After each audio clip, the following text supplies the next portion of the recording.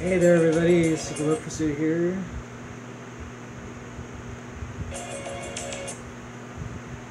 I'm going to try this special attack challenge.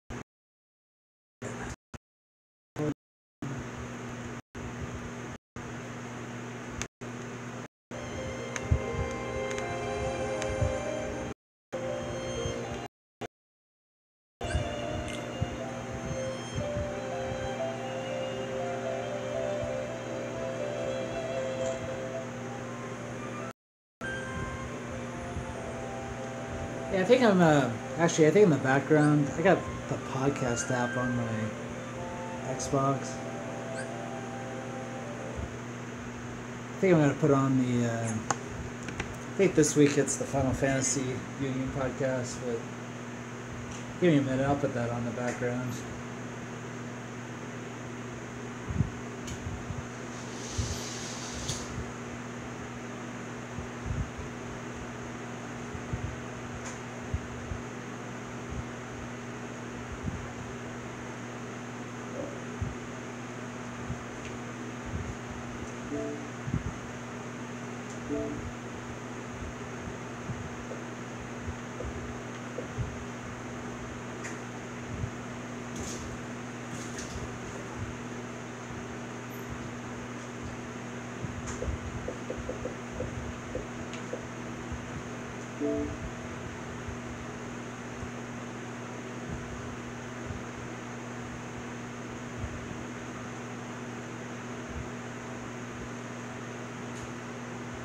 Tough right now. It's too bad there's not doctors in line. My mom's in prison for 2 years for tasering up to 22 dogs. She has this weird condition where she smells like a cat that happens to smell like hamburger helper. Oh, this is special. This is special.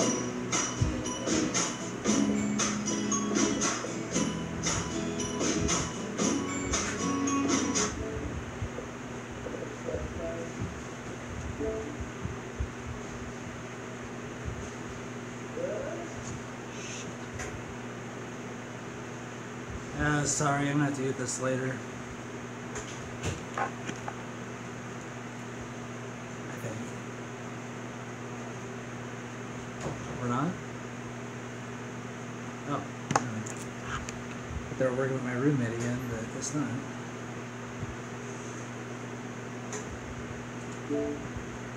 Sorry, let's see. Keynotes. Probably should have did this before I started the video, but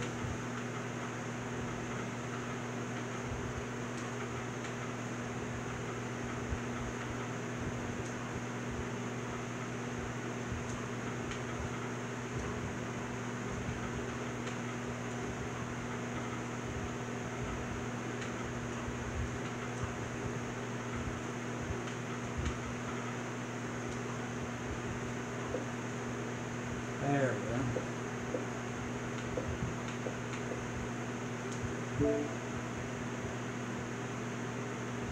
go. Alright, yeah, it's the Final Fantasy Union podcast. I just put that on.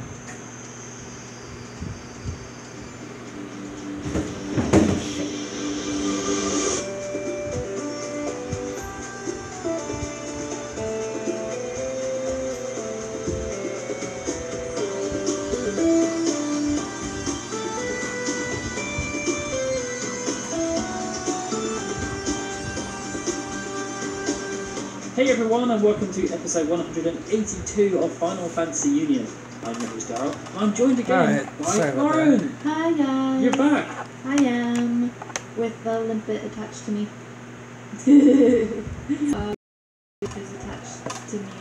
You may hear some breathing sounds from our asleep baby. We will try to keep her silenced. But she just wants to speak her opinion on Final Fantasy. She's already well ingrained in the game. Yeah, she's our second noodle. Yeah. Did we decide on a job class for her? Not yet. We have to see what she's going to be like. Yeah, it's true. Ali is definitely the Pictomancer? Pictomancer. That's it? So, Lauren, now that you're back, I thought it was like a percentage or a tier or something. Voice your opinions again. Yay! It's not just me on the microphone by myself. I've had so much bottled up. Oh, it's shame. Kind of like a month. Yeah, I know. It's crazy. I mean, yeah, I'm still probably, but physically I think I'm pretty much okay. Bit sleep deprived, but you know. We're going to try our best this episode. Yeah. We're going to try our best. Yeah. And we have a fun topic for everyone, which is what's next for the City NT. So this may degenerate quite quickly because I think we both have fist shakes in the general direction of this game. Yeah, and also the sleep deprivation will make us a bit those more two things combined will be combination for success. Yes. Okay, anyway, for you new folks, Final Fantasy Union is part of a podcast series called Final Fantasy and Kingdom Hearts Union and is presented by the Gaming Union Network. And we have a new show every Tuesday working in rotation with Kingdom Hearts Union, and we come out on the iTunes store and we have all our news coverage on FinalFantasyUnion.com. We're now going to do our Patreon shout-outs, and this is for everyone who's post $2.50 per episode or more. And we're going to start off with Blue Machine at Blue Machine. Lewis James. Nahi Klubawi. Barry Norton at Norton. Chris morales. Eric Decker at Choco Taco. Michael Graham. Thurin Bullen at Master 23. Zach Durante at 58. Chris Pick at Dr. Pop 181. Mohammed Kayam. Rachel Casterton at Urba Yamray. Mike Shirley Donnelly at Curious Quail. Zelda Clone. Sarah 70. Robert. Keith Field at The Mighty Keith. Billy Jackson at _ Billy Jackson. Mike. Ishbel Ayala at Red Feather.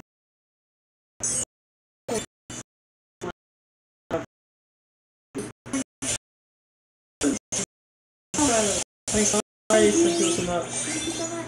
Alright, so we've only got one topic this episode, which is what's next for the City NT. We're going to try and cover this in some significant detail.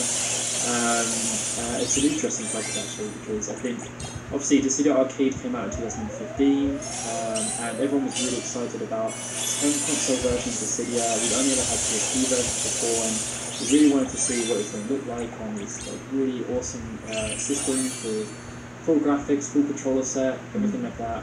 There's a lot of possibilities with the Cydia NT. I mean, we were thinking, maybe they're going to include more characters this time around, because they were really hyping up the fact that they were going to have over 50 characters in the game, and really exciting. And obviously the whole story, even though the story is, I'd say it's creative. It's creative. It's probably not the best of narratives in the franchise, but it's still something. And it was something that brought the characters together. They had their unique personalities and everything. And against it, I think he didn't really have that. But I guess what spurred this conversation topic is obviously the Cydia came out in January. It's been quite some time now, almost a year approaching. And Square Enix have weirdly decided to start marketing the game. This was brought to our attention on the Discord server by Barry, Not10Zero, because they just published a trailer called The Cydia NT is Different. And they've taken the whole word different and they've taken out the I and the E. Yeah. Just different. Yeah, different. Basically, they're trying to make a new hashtag, a new buzzword, a new buzz hashtag for the Cydia NT. That's just weird.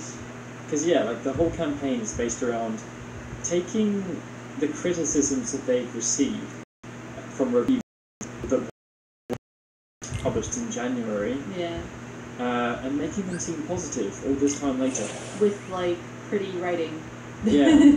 It's this is obscure. Dissidia is fun and weird. A beautiful mess. Like. So yeah, they took quotes from IGN, PlayStation Lifestyle, Bleacher Report, TV24/7, and the New York Daily News, and they basically took small snippets from these reviews. So IGN, they just took a strange game, and that was it. But the weird thing is that if you take these things in isolation, it makes it seem kind of worse than it actually is. So, for example, with PlayStation Lifestyle, they said they just chose deep and obscure. But actually, when you look at the whole quote, it said that Dissidia has deep and obscure mechanics that most players won't fully understand until they play the game. So that actually makes it seem a bit better. Yeah. The Bleacher Report said sheer chaos, which again you could take numerous ways. Do you want a game that has sheer chaos? Yeah. Probably not. But they actually said because of the sheer capable screen, the graphics look amazing, and like so much is going on, and there's never any kind of slowdown or anything. So again, it was a positive. They were saying there's so much chaos on the screen at any time, but the graphics can hold up to it. VG24/7, again, the quote they took was exciting and weird. So the overall quote was, Dissidia is an exciting and weird little gem of a fighting game. Yeah, so, like, I don't know. I honestly don't know. Like, I don't know why. The last one from the New York Daily News, I understand why they kind of condemned, because they chose to quote a beautiful mess, which, again, very strange, but the overall quote was, too many flaws exist in this game for it to be a hit. The best description of Dissidia is that it's a beautiful mess. Yeah. Yeah, like that one is not, that's probably the only one of these ones that's like really kind of more on the negative side. But, yeah, I don't know what went through their heads when they made the decision for this campaign. Especially the fact that they're making it so late in the game. Dissidia's kind of faded, like quite considerably, especially when considering the choices that they've made of like new characters. We'll go into this later, but like it's like if Final Fantasy 15 just released a trailer for the game and then included all of like some of the more obscure like negative quotes about it, and it's just like, well. It's just really, like, if it was a joke... The story is all over the place. If it was a piss take, and, like, the game became, like, a cult hit, like, sure, like, that makes sense. But because it's, like, a serious fighting game, it's a bit like, well, is this really the kind of narrative way that you want to present your game that already hasn't really done that well? Yeah, I mean, like, if you check the comments of the video, there's a lot of people that are trying to put a brave face on things, and they're commending Square for responding to what is ultimately fair criticism. They're trying to, they like the fact that Square Enix is trying. But I'd say the ones that are doing that are the ones that are still playing Dissidia. They're the active community.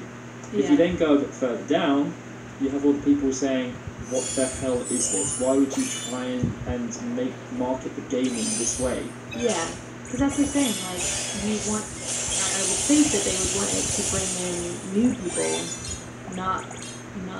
I mean, I guess they think at this point, what's the harm, right? Yeah. You know, if they haven't bought it already, well, let's try a new tactic. Because basically, so a month after Dissidia came out, Matsuda, CEO of Square Enix, came out and said that Dissidia and T has just done really badly. It only sold 110,000 units in Japan in its first week, which, from what I understand, is maybe not even I think they were expecting way more. But he said he was trying to be positive, and they said everything was up to post-launch initiative to try and drive up sales. But, you know, we're in October now, and in Japan they've only managed to sell another 70,000 units. So that's really bad. Like, first week they sold 110,000. In the next 9 months, they only sold 70,000. And the Western sales probably haven't been that great either. I mean, there's been absolutely no declaration of any kind about hitting any milestones of sales and stuff, which they would normally do if they sold, you know, 1 million copies worldwide. It'd be something they'd say, like, radio page got 1 million copy milestone press release thing. And, you know, considering this was an anniversary game, it was the only anniversary game we got. It has to be seen as just a massive failure. I mean, if you're looking at in terms of literal numbers, Dissidia Entity sold only 18% of what the original Dissidia sold. On a console that is much smaller. Yeah. So the PSP had a less install base, I believe, at the time. And then it only sold 30% of what sold, which is just Still, bad. yeah, that's baffling. But I think, again, it's the marketing. Like, I don't ever remember them saying, ever, or promoting the fact that this was an anniversary game. No, I don't think they ever did. They just said it's a port of the arcade version. Yeah, essentially. They could have really hopped on the anniversary thing. But I mean, in a way, like getting back to that trailer, like I'm almost wondering if it was just somebody who was bitter and it was just like, oh, they want us to promote this game again. Well, why don't we just find like really rude comments about it and just do that instead to make them stop making us promote this game. Let it die a death now. Sounds like you're paying homage to the old Mega 64 video there. Yeah, maybe. But either way, yeah, it's really a shame that it hasn't done that well. And now I'm sort of thinking about why, and like that brings us sort of on to the DLC characters. I mean, I've always there are so many things that they could have done with the DLC characters, like. I mean, it was a shame that they couldn't take advantage of like the re-releases of games that they've done. That they could ask like maybe or something like that, or Yuna even like with the re-release of Final Fantasy X, 10.2 HD Remaster. They could have released a new character for Final Fantasy 12 when Zodiac. You know, a lot of different things that they probably could have done to make people excited. I think the only one of the DLC characters that really got a massive push was Renoa. That was the one that everybody... Just to clarify here, you're talking about arcade, not NT. I'm talking a bit about both. I mean, because there haven't been any Final Fantasy games released after NT came out. No. I think I'm sort of talking about, mainly the arcade version, because they got the characters first, but then afterwards, I think didn't the releases sort of merge together because Renoa came around the same time as the arcade. Yeah, but as I'm saying, there's been no games come out. No games have come out since the things tie into it. Yeah, but either way, yeah. So the arcade version, since it was the first one, and since there was the most releases, then they probably could have done more to wrap it around. We were crying out for Gabrant to be when there's a last year. That was a no-brainer. Like, tie in with it. They do it all the time with Brave Exvius and Mobius and flipping Record Keeper and stuff. Mostly Brave Exvius, though. It almost seems like they focused on what they wanted versus what actual fans wanted. Like, I'm sure if they even when the game was first released or was first talked about, if they did a survey to see like which characters people want the most to be in it, they could have had a lot more. I mean, Yuna's was one of the most, I think she was the most popular character in Japan, and I think she's still really popular in the West. Like, why couldn't they have just decided to... Well, why don't they know that anyway? Go that route.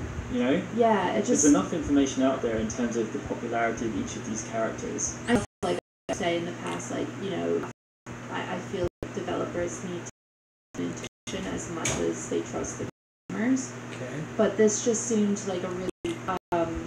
too far the other way. I think the main issue they had with the arcade version was that the roster, they just tried to re-release the same roster they did in the first game.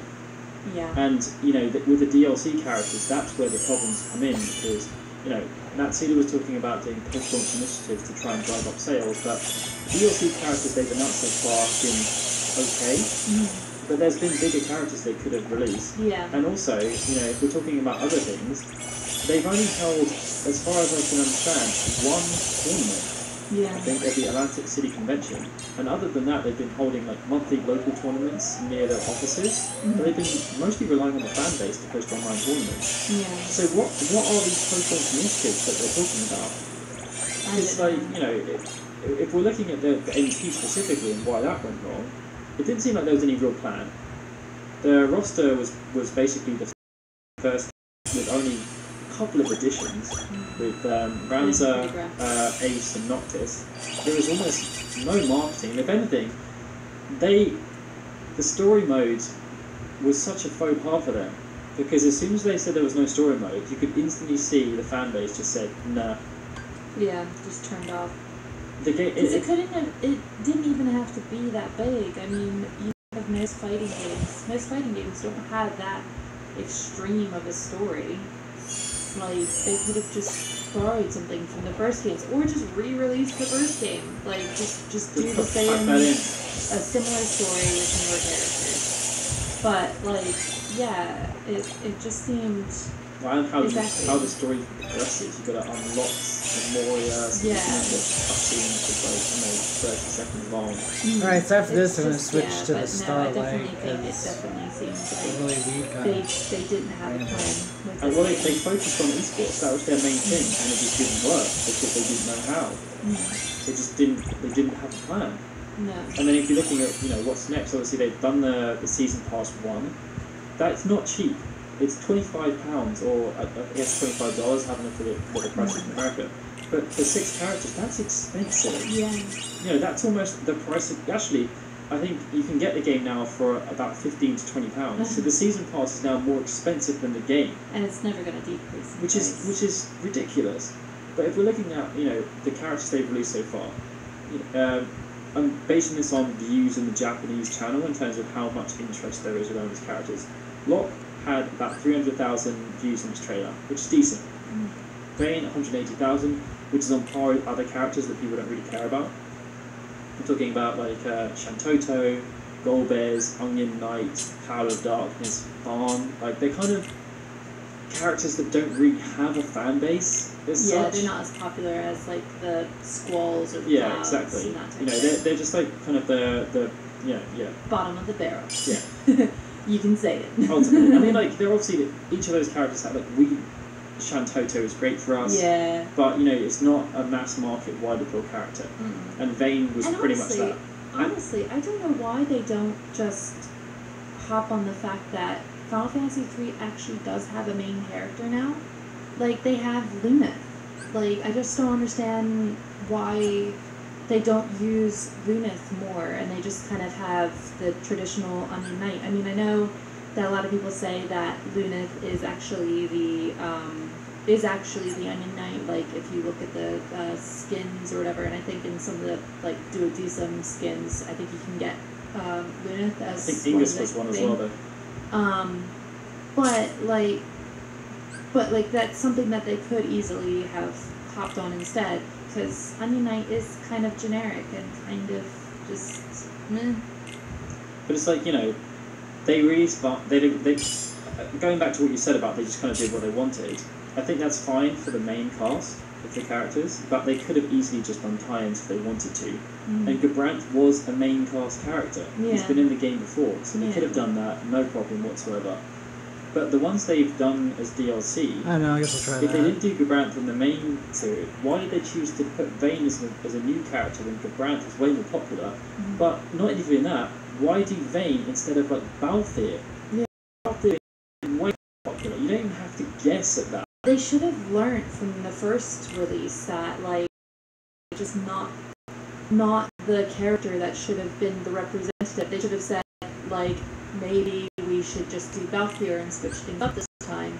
Like, even if they just made that small change and made Balthier instead of Vaughn, they probably would have gotten a lot more people interested, because it's something different. It's just a small thing that's different. And there's nothing to say that they needed to have the same mandate that they did with the first game, where you have to have the main protagonist and you have to have the main villain. Like, I don't think anyone was necessarily caring or expecting that. But if you're looking...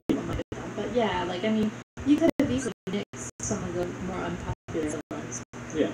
But like, if we're looking at the popularity, like, Locke has had 300,000, Vayne is on par with like the last characters. But you know what? 760,000 views. Yeah, she was really killing it. Super popular. But then you're looking at Kamlanov, the Final Fantasy XI character, 120. By far the lowest of any character they've ever announced. Yeah. People just don't care. And it's like, okay, so you want to have some representation for Final Fantasy XI, that's nice, but you're in a position now where you're trying to get people to get more copies sold, and releasing characters like that is not going to do anything. No. You know what? Like, even if they just went with mascots, like, imagine how amazing it would have been if they had Kenny the Crow DLC. People would have loved it. Like, if you could play as Kenny Crow, if you're gonna go this sort of like weird like direction with the teaser trailers and stuff, then start making your characters a bit weird. Like, include Kenny Crow, include a Moogle, include like maybe a Chocobo or a Tomberry type fighter. Like, I think those kind of things people would be interested in and have fun playing. Like, make shareable characters. I guess the weird thing about this is that obviously they did the data mine, so we roughly know who's coming up next. And within the season pass, it's very likely to be Snow and Luna. But then if we're looking at the other characters that they included, Zack, Vivi, Tifa, Laguna, Gabrant, Gilgamesh, I'd argue that they are all more popular than Vayne and Kalamna. Why did they not do these originally? Yeah, like, it just doesn't understand their rationale for doing this and Like, the way they've yeah. done it. Because these characters probably aren't even going to see the light of day until at least Q2 next year. So the first of these characters may arrive in, I don't know, 6 months' time, or 4 to 6 months' time. At that point, really is, I mean, the Dissidia NT is kind of dead already. There's not many people playing online, and bless you guys, the ones that are still playing it and are having loads of fun with it, because, you know, Although, at the same time, like, I understand what you're saying, but then there is something to be said about the fact that Renoa got so many views. but Like, did it, I guess it didn't do anything for sales. That's what I'm tempted to figure out if it did boost anything. If anything, it might have made people want to go back to Dissidia. I mean, I haven't looked at this, but I could look at the Japanese sales to see when it released, and maybe, if I can find it, have a look to see if there was any kind of improvement in sales. Because, I mean, that's nothing to snuff about, the 760. That's quite significant. But the other thing is that how many of those views are from people that are playing the arcade version?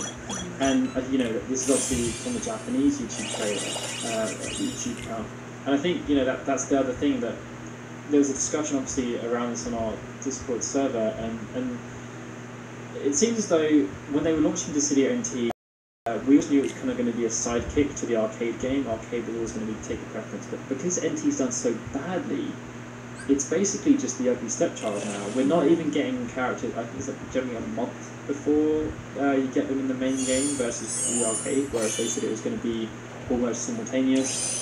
And so arcade has just basically been the maximum priority now. NT is just some bolt-on that they're just using to make some extra cash on. And it's kind of sad, because they've just half-assed it in so many ways, and I kind of feel like they shouldn't be rewarded for that. Yeah. Because it's like they just don't even care about it. They just tacked on some crappy story and just said, okay, here is the arcade's sloppy seconds. There you go. Yeah. Enjoy. They've really just dropped the ball on it, which is a shame, because, like, I think it's the potential that it could have been. Like, it could have been a really good representation of Dissidia now, of what Dissidia should be now. Yeah. I mean, Barry actually suggested that maybe they could adopt a free-to-play model. You know, Sony MOBAs have done that, League of Legends, I don't remember the names of them anymore. Just MOBAs in general. Yeah, MOBAs in general. We have baby brain, sorry. But yeah, like where obviously you keep all the cosmetic stuff as paid, so skins, different weapons and stuff, visual stuff is paid content. And you have characters as paid, you want to unlock them instantly, or you can have it so that you can unlock them over time just by playing the game more. Well, I guess, like, was Fortnite? Yeah, Fortnite's free to play. So that could be but yeah. Yeah, I mean that could be an option for them, because the game's so cheap to purchase now anyway. At least that way you have an active fan base who still maybe purchase things, and if it's just look the attack on for the arcade version, it's not really going to cost them anything anymore. No. And if the arcade version is going to be going on for God knows how long, because they want to put back 50 characters and they're still making money, they might as well carry on with it. It's a shame though. Like, I wonder if there was an arcade that was near us when we were in America that actually, I think they were going to get Dissidia in It it. was either that or they were going to get the actual game. I think it might have been the actual No, game. I feel like it was Dissidia, because I wasn't going to excited about it. Come on, you love the I actual love the Outright one, but that arcade ring just didn't look fun to me. That looked like a big, Yeah, I might crazy just pull this off. a block of characters. But like, I think that one of them was supposed to. When we go back, we'll have to check.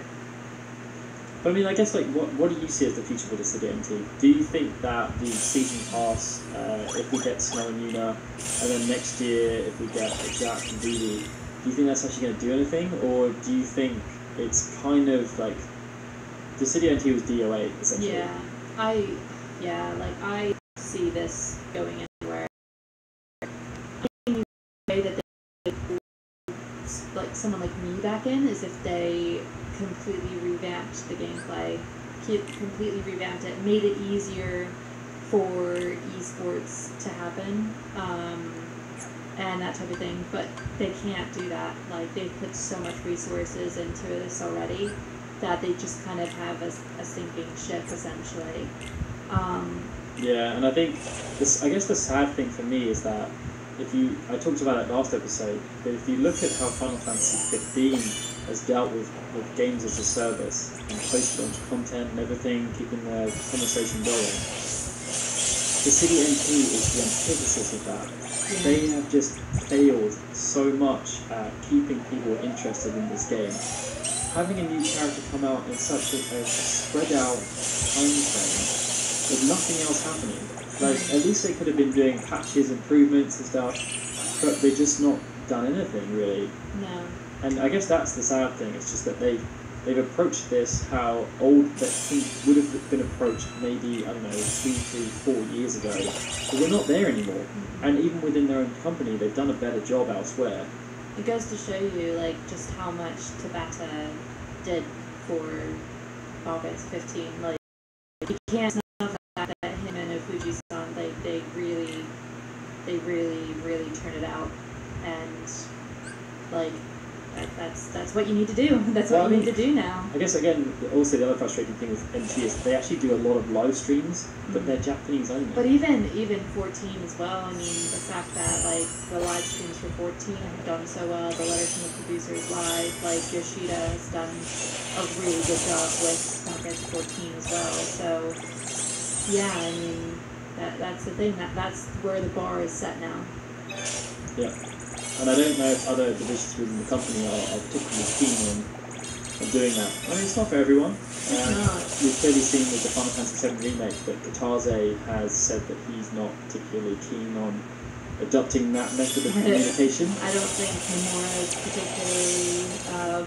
particularly interested in it, I think. But there again, with Team History, he doesn't really need to change. I don't think he's going to really need to change with the 7 Remake either. Yeah, well, unless it goes south again. Again. Yeah. Yeah, so I guess that's it really. I mean, like, the City NT is going to just keep plodding along. I think if they can, it's a weird one. It's obscure. It's a beautiful mess. Yeah. They were actually right in that. I guess the whole idea is I just look back and I think of the potential, as you said, and it's kind of sad to see what it ended up as, and that we're having these conversations now because they've done some trailer highlighting the negatives in a positive way this far after launch. Yeah. But we'll see what happens. Yeah. There's 2 more DLC characters to come. I think one's in November and one's in February, January next year. So we'll see if that does anything. They may also try to build up support for new sports in the future. I don't know. Everything I see around that is basically just City NT being the butt of everyone's joke. Yeah. Which is a shame because it's not what you ever want to see. And they obviously had all these big talks beforehand about wanting to get hardcore into esports, and I really hope that if that is something that they're really passionate about, that this hasn't dissuaded them from taking that action in the Pretty future. sure I pull this off. Yeah, definitely. Okay, so I guess that's our discussion. Short and sweet. Well, not that short. I think we did But it was well. hopefully sweet. Alright, Not we're gonna go to too the many, music, so I'm Not too gonna many pause this. Okay, so our music this episode is from Final Fantasy IX, but old school now. It's from an OC remix album for Final Fantasy IX. The original song is Festival of the Hunt, and the arranger is Six Toe Sound, so I hope you guys enjoy that. The next episode of Final Fantasy IX is scheduled to release on the 30th of October. Be sure to subscribe to us on the iTunes Store. Just search for Final Fantasy Real Thereabouts. And of course, you can catch every episode on Just search for Final Fantasy Real Thereabouts. And of course, you can catch every episode on FinalFantasyNews.com as well as all our news coverage. And I think we're actually also on Spotify now, so if you are...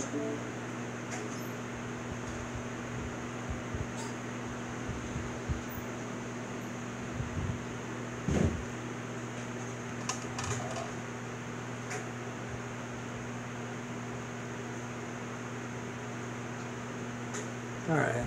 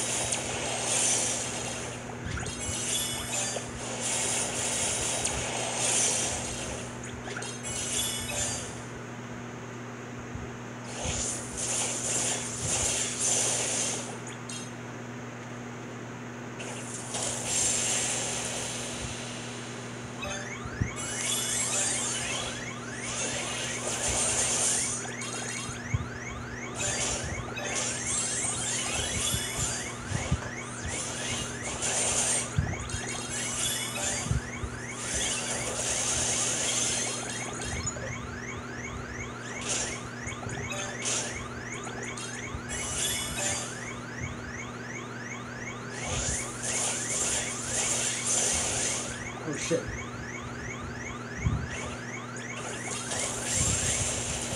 Oops.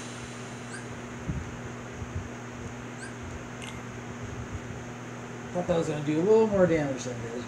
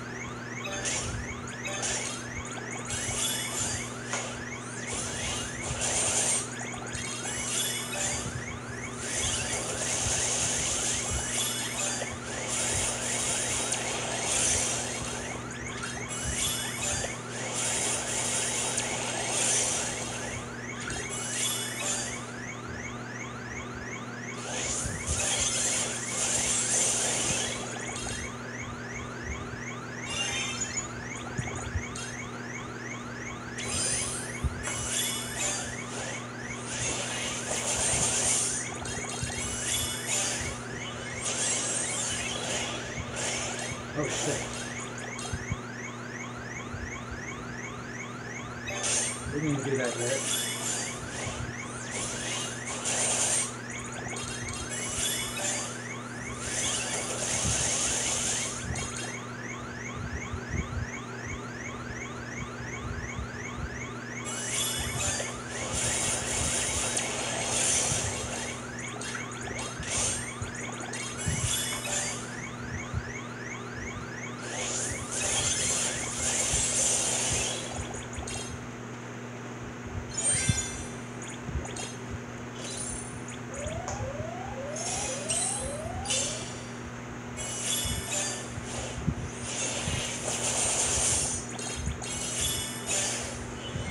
Oh, crap.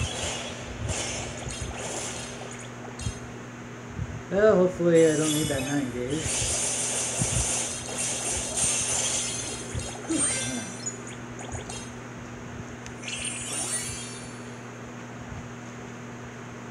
Alright, well, that's it for today. Thanks for watching. Bye.